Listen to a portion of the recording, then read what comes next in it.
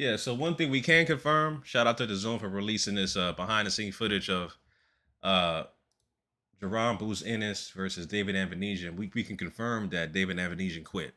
What we can't confirm is that his jaw was broken. Now, I would say this, that if you look why they stopped it, they pointed at his jaw, right? The I believe it was the left side of his jaw that was swollen, right? Now, if you go on David Evanesia's IG page, the following day he does an interview, said he has no injuries, he's fine, but he never contested the stoppage. He wasn't like, yeah, I could have came and continued. I felt fine. He didn't contest it here either. So the man quit. He's a quitter. He quit on the stool. That says a lot. That really says a lot. Like, sure, he could have gone and continued. Absolutely. He could have gone and continued. And I'm sure he would have been stopped worse, knocked out, cold. But he quit on the stool. So to me, that says two things. It says that Jerron Booz Ennis is really heavy handed. You saw the man had a swollen jaw. Like I said, we can't confirm or deny whether or not he had a broken jaw. There were reports, but nobody verified anything. Nothing was verified. Everybody's rumored and said he had a broken jaw, but nothing was confirmed. But everybody can see his jaw, the left side of his jaw was swollen, right? There were also unconfirmed rumors that that Boots broke Avanesyan's ribs. That hasn't been confirmed nor denied. Nonetheless, a man quits on the stool, doesn't want to continue, and he doesn't contest it. Like I said, two things: that Jerron Booz and his power is real. He's real heavy-handed, right? And also says that David Avanesyan was really hurt. Was really, really hurt and bothered by those shots and did not want to continue taking those shots. So he kind of like did it. He did a Charlo 2.0. Charlo felt the power of Canelo and just started running around the ring. He did not want to get knocked out. David Avanesyan felt the power of Jerron Booz Ennis and was like, yeah, I was taking a lot of shots. I don't want to continue anymore. I'm just going to quit. Right? So he took it a step further than Charlo, because Charlo was just running around the rings, not wanting to engage or exchange with Canelo. Avanesyan said, you know what? F it, man. I'm just going to quit. I don't want no more. My corner says my jaw's swollen. I'm not going to contest it.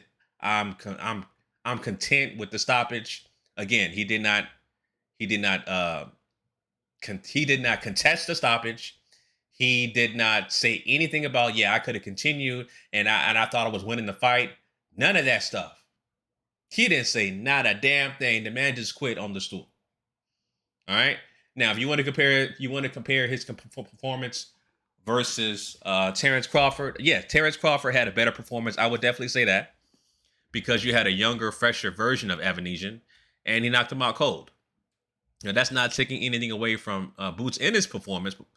Boots put on a show. He got hit. Yes, he got hit. But at the same time, Boots displayed his athleticism and used his athleticism to overpower Avanesyan and just basically played Avanesyan in his own game. That's not going to say that, Boots is going to fight like that going forward versus a guy like Terrence Crawford. Absolutely not. Or anybody, similar to that style. He's not going to fight the same way. So each fight that Boots fights his opponent, he has a different approach, right? Sure, the man took a lot of shots, but he got the job done. And him taking those shots, it proved to me two things. It proved to me that he is adaptable. He's willing to take risks to get the knockout or get the stoppage. And he also plays to the crowd because he wants to put on a show. And he was at his hometown, so he's willing to take a shot to give a shot. And that first knockdown, which contributed to the stoppage, he took a shot and he countered and dropped Avanesyan. So it is what it is, man. But nonetheless, shout out to the Zone. Just watched this behind-the-scenes footage of Jerron Booz Ennis with the stoppage victory over David Avanesyan. We can confirm that David Avanesyan is a quitter. What's next for Boots? Hearing he wants to unify at 147. The man is a big, big welterweight. I think he's a middleweight walking around. Well, I mean, he rehydrated as a middleweight, honestly. Look how big he was versus Avanesyan. So yeah, I mean, sky's the limit for Boots. He can unify at 147. He can go up at 154 and try to challenge Crawford.